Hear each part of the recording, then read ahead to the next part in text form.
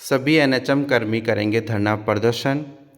सभी एनएचएम कर्मियों ने सौंपा अपने प्रभारी जो चिकित्सा पदाधिकारी है उनको ज्ञापन एप्लीकेशन, जिसमें उन्होंने लिखा है कि हम धरने पे जा रहे हैं।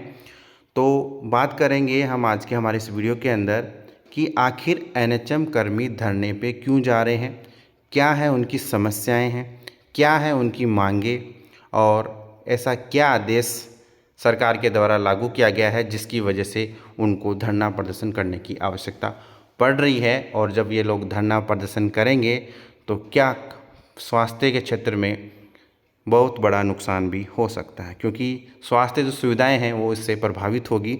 तो बात करेंगे हमारी इस वीडियो के अंदर पूरी डिटेल से। तो स्वागत है आप सभी का एक बार फिर से एक्सपर्ट नर्सिंग क्लासेस के इस यूट्यूब चैनल पर।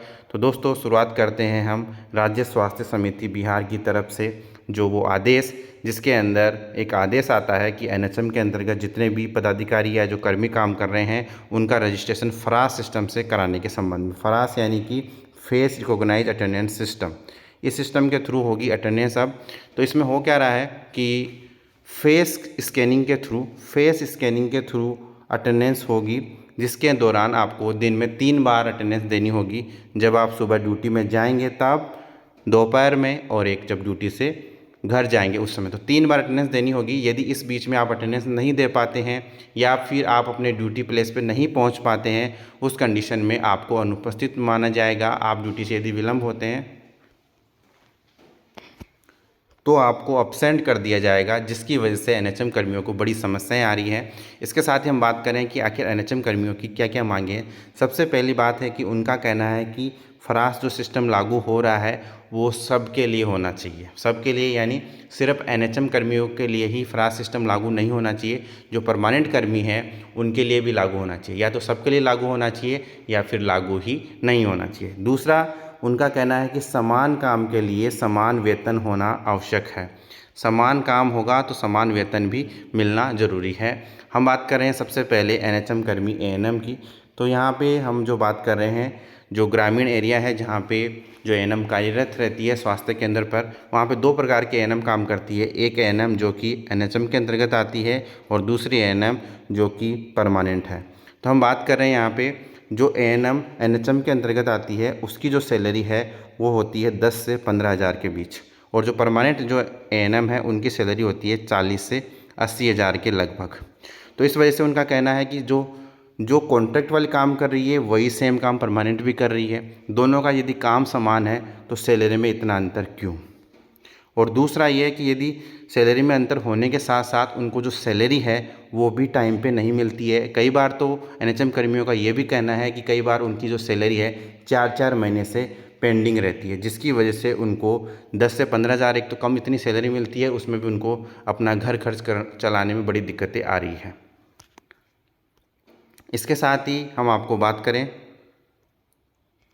जो एनएचएम कर्मी है ऐसे दूरदराज एरिया में काम करते हैं जहाँ पे उनको ड्यूटी जाने के लिए पर्याप्त साधन नहीं मिल पाते हैं। कई बार तो ऐसी जगह पे सेंटर होता है जिसकी वजह से उनको साधन नहीं मिल पाया, और यदि इस कंडीशन में यदि वो ड्यूटी लेट पहुंचेंगे तो उस कंडीशन में वो ड्यूटी में अविलंब होने से उनकी जो प्रेजेंट है वो नहीं बनेगी, उनको अनुपस्थित कर दिया जाएगा, जिसकी वजह से उनका वेतन कट जाएगा। तो इस वजह से भी इस फरास सिस्टम का विरोध एनएचएम कर्मियों के द्वारा किया जा रहा है। तो आप देख सकते हैं इस पेपर की कटिंग के अंदर कि 3 बार आपको अटेंडेंस देनी होगी और पूरे राज्य के अंदर ये लागू होगा। और हम बात कर रहे हैं बिहार के अंतर्गत जो एनएचएम के अंतर्गत जो कार्यरत कर्मचारी है उनके बारे में। और अब हम आपको दिखाते हैं जो सभी के द्वारा जो ज्ञापन दिया गया है अपने अपने प्रभारी को, और विरोध यहाँ पे शुरू हो चुका है। आप यहाँ पे इसके अंदर देख सकते हैं ये अलग अलग जो स्वास्थ्य केंद्र है, जो सामुदायिक स्वास्थ्य केंद्र है, पीएससी सीएससी सब सेंटर, सबके तरफ से यहाँ पे जो प्रदर्शन है वो चालू हो चुका है। और हम आपको यहाँ पे दिखा दें, ये जो है दिनांक 6 जुलाई 2024 को धरना प्रदर्शन के माध्यम से मांग पत्र समर्पित करने के संबंध में यहाँ पे दिया गया है। और क्या कुछ लिखा हुआ है कि बिहार के संबंध में कहना है कि बिहार चिकित्सा एवं जन स्वास्थ्य कर्मचारी संघ के राज्य सामान्य परिषद के निर्णयानुसार स्वास्थ्य कर्मियों की समस्याओं के समाधान हेतु सभी जिला मुख्यालयों के सिविल सर्जन के समक्ष धरना प्रदर्शन के माध्यम से अपर मुख्य सचिव स्वास्थ्य विभाग बिहार पटना को संबोधित मांग पत्र समर्पित किया जाना है। तत्आलोक में सूचित करना है कि उपयुक्त निर्णयानुसार संघ के भोजपुर जिला कमेटी के द्वारा 6 जुलाई 2024 को सिविल सर्जन कार्यालय के समक्ष धरना प्रदर्शन किया जाएगा।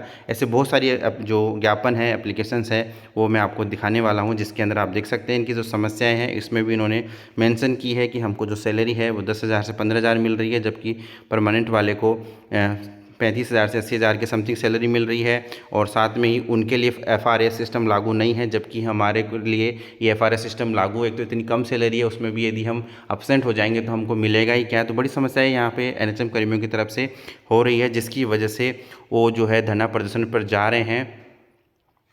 इसके साथ ही हम आपको बता दें कि और क्या समस्याएं हैं वो भी हम बात करते हैं और उनकी क्या क्या डिमांड है। एक तो क्या होता है कि उनका कहना है स्वास्थ्य कर्मियों का जो NHM के अंदर कार्य करते हैं, वहाँ पे जहाँ पे वो लोग काम कर रहे हैं वहाँ पे लाइट चली जाती है कई बार तो, और कई बार उनको पानी की पीने की व्यवस्था नहीं होती है, बाथरूम की व्यवस्था कहीं नहीं होती है। तो बहुत सारी दिक्कतें उन्होंने बताई है, तो वो भी हम आपको दिखाते हैं। तो आप यहाँ पर देख सकते हैं, ये जो है लिखा गया है फ्रास हेतु CHO की मांग पत्र संबद्ध करने के संबंध में। ये CHO के द्वारा मांग की गई है कि श्रीमान ड्यूटी टाइम में बिजली की व्यवस्था होनी चाहिए, इन्वर्टर की व्यवस्था होनी चाहिए, RO होना चाहिए। ऐसी बहुत सारी मांगें जो है जो CHO है उनके तरफ से की जा रही है। मेल फीमेल टॉयलेट की व्यवस्था अलग अलग होनी चाहिए। इस प्रकार की बहुत सारी जो इसके अंदर मांग है। उन्होंने कहा कि हम FRS सिस्टम को अटेंडेंस बनाने हेतु हमें सभी को PSC में निर्देश किया गया है। श्रीमान हम लोग अपनी ड्यूटी को ईमानदारी और कर्तव्यनिष्ठा के साथ निभाते आ रहे हैं और फ्रांस पर अटेंडेंस बनाने में कोई आपत्ति इनको नहीं है, परंतु श्रीमान कुछ समस्या है, उनका निराकरण होना अत्यावश्यक है।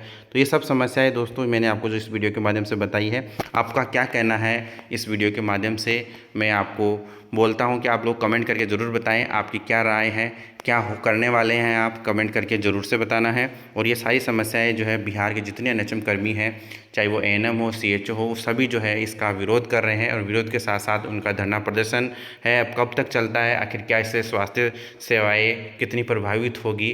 और प्रभावित तो होनी है, क्योंकि जब स्वास्थ्य कर्मी ही धरने प्रदर्शन पर चले जाएंगे तो स्वास्थ्य व्यवस्थाएँ प्रभावित होनी ही है।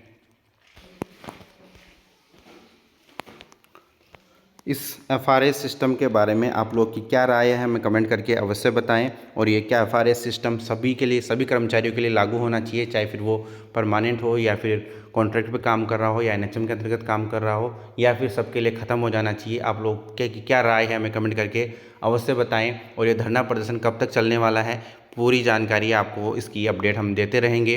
यदि आपको ये वीडियो पसंद आया तो वीडियो को लाइक करें, शेयर करें। चैनल पे यदि आप नए हैं तो चैनल को सब्सक्राइब करें और बेल बटन कॉल पर ज़रूर से दबा लें। आज के इस वीडियो के अंदर इतना ही, मिलते हैं नेक्स्ट वीडियो में। धन्यवाद।